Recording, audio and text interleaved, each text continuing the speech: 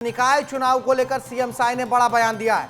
उन्होंने कहा है कि 3 चरणों में पंचायत के चुनाव होंगे छत्तीसगढ़ में और एक ही चरण में नगरीय निकाय चुनाव होना है। तो ये बड़ी बात उन्होंने कही है, सीएम साय ने बड़ी बात कही है। एक साथ नगरीय निकाय और पंचायत चुनाव की घोषणा होनी है।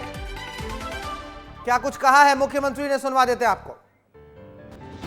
देखिए, घोषणा तो एक साथ ही होगी और नगरीय निकाय हमारे डिप्टी सीएम खड़े हैं यहाँ पर।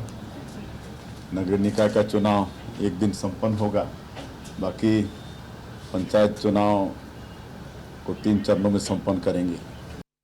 खोमन साहू मेरे सहयोगी मेरे साथ जुड़ गए हैं राजधानी रायपुर से। खोमन, सीएम ने आज खुद ऐलान कर दिया है कि निकाय के जो चुनाव है वो 1 चरण में होंगे और पंचायत के चुनाव 3 चरणों में होंगे।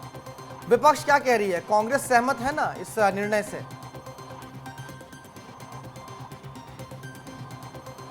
देखिए, कांग्रेस पार्टी भी अपनी तैयारियों में जुटी हुई है। अलग अलग संभागों में, अलग अलग जिलों में सूरज लगातार बैठकें वहां के वरिष्ठ नेता करते हुए नजर आ रहे हैं।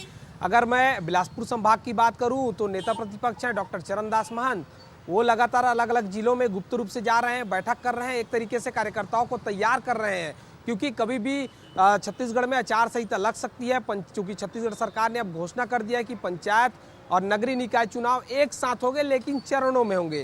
तो समझा जा सकता है सरकार अपनी तैयारी में जुटी हुई है और तैयारी को लेकर 9 तारीख को कुशाभाऊ ठाकरे परिसर में बहुत बड़ी बैठक है, जिसमें विधायक, मंत्री, सांसद और संगठन से जुड़े तमाम नेता मौजूद रहेंगे और उसमें एक कार्यशाला होगी। कार्यशाला में बताया जाएगा कि किस तरीके से संगठन चुनाव संपन्न भी होना है, उसके बारे में भी चर्चा होगी। दूसरी ओर आगामी दिनों में चुनाव है, चुनाव में कैसे जाना है, क्या क्या ऐसे मुद्दे हैं, क्या क्या ऐसे उपलब्धि हैं। चूंकि छत्तीसगढ़ सरकार को 1 साल भी हो गए हैं सूरज, ऐसे में सरकार की उपलब्धियों को लेकर भी जाना है।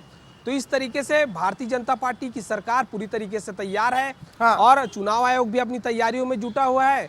छत्तीसगढ़ में 15 तारीख के बाद से कभी भी आचार संहिता जो है वो लग सकती है। तो दोनों जो पार्टियां हैं वो अपने तरीके से तैयारियों में जुट गई है। जी हाँ, हालांकि क्योंकि आरक्षण की प्रक्रिया भी लगभग समाप्त हो गई है, पूरी कर ली गई है। साथ ही साथ अगर 3 चरणों में पंचायत चुनाव कराने की बात है तो कांग्रेस को भी फायदा होगा कार्यकर्ताओं को जुटाने में, तैयार करने में। लेकिन निकाय चुनाव एक ही चरण में होने हैं तो कमर कसनी बहुत जरूरी है दोनों पार्टियों को। बहुत शुक्रिया।